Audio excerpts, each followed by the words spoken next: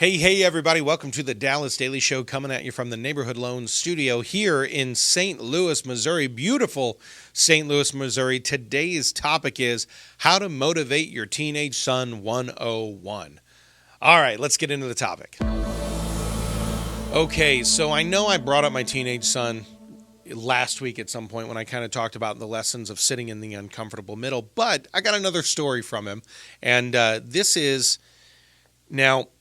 I mentioned that he's pretty stoic by nature. His girlfriend's birthday was a few weeks ago, actually a month ago now, so a while ago, before any of the consternation. Can we say it's consternation, Taylor? Like they hit consternation. Yeah, sure. She says sure. We're going with that. Before any speed bumps hit in the relationship, it was his girlfriend's birthday, and to tell you that I could not get this boy up early in the morning. Like, we wake him up at about 6:20, 6:30, and the whole family, we always typically have breakfast together 4 or 5 days a week, unless I have to be out for a speaking gig or something. I like to make hot breakfast for the boys, eggs and toast, or some days we'll do pancakes, or like we typically will do what we call French Toast Friday, but it's always like eggs and meat is part of the thing, part of the game. But one of the things we do as a family is in the morning, we sit around the table, we have a couple of laughs, we say a family prayer together, and then we get the boys off kind of on their day, and it's a beautiful ritual. I've talked about the family table before in past episodes of the pod, but that's a really big, important part of our world. But to get the boys down there, especially since we did the spring forward in the clocks a couple of weeks ago, it has been brutal getting the whole family motivated to come and actually do breakfast. And especially the teenage one, to get him up and you're just like, hey, how are you this morning, bud? And he's like, He just all of a sudden sounds like somebody sewed his lips together. This is the best impression of my teenage son I can do. I'm literally right on the mic. Taylor's like, please don't blow the mic out. But motivating him to move in the morning, and sometimes motivating him to move in the afternoon, sometimes motivating him to wake up on a Saturday, those are difficult things. However, when it came to the girlfriend's birthday, he was up at like 6 a.m. on his own. He had set his alarm. He was super excited because he had a little thing he wanted to give her in the morning, and he had asked us the night before. He was like, hey, is there any chance that we can leave a little bit early and I can stop by and give her this small little gift before she even goes to school that day, and I can give her a hug before school? And I was like, oh, yeah, absolutely, we can do that. Totally, son. I had no idea how much of a motivation that would be for him to wake up, take a shower in the morning, which doesn't normally happen, do his hair all up, dressed, looking, I almost sounded like an old man. I almost be like, he was dressed looking fly. He was dressed to the nines. I don't know what they say anymore. Even if I said like he was on fleek or on point, I think Taylor's laughing at me off camera here. She's like, you sound like an old dude. Yeah, I know. I get it. But he came down 15 minutes before we were even going to wake him up.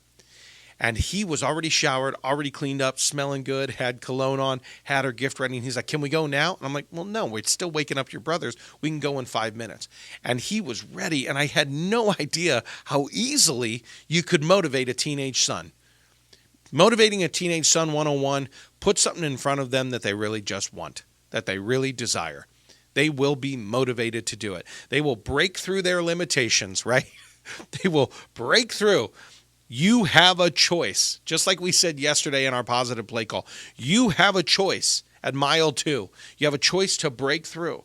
You have a choice to do the thing. But usually what we find is if the desire on the other side is strong enough, you will choose the breakthrough. You will choose to struggle, to sacrifice, to suffer, to get through the breakthrough. And the choice for him was, I get to see my cute little girlfriend and give her a hug and give her a birthday gift and give her, like, love on her first thing in the morning and show her how valued she is and show her all of this. That's a huge motivating factor. There was a huge desire on the other side of waking up early and being a little bit of a struggle. So for him, that was an easy choice because the desire was strong enough. And I think back to what I was thinking about yesterday of I was suffering and struggling to put one foot in front of the other, and I had a choice at mile 2, but the odds were against me, the conditions weren't right, like all of those things. And it was a real struggle for me. But I also wasn't anchored to my desire of being healthier, future version of me. I was literally suffering in the moment and just being like, this is what we've agreed to do. And I was just simply working on my consistency, but the desire wasn't strong enough because I wasn't anchored to future me and what I ultimately wanted. Instead, I was suffering in the moment. Huge perspective shift, right?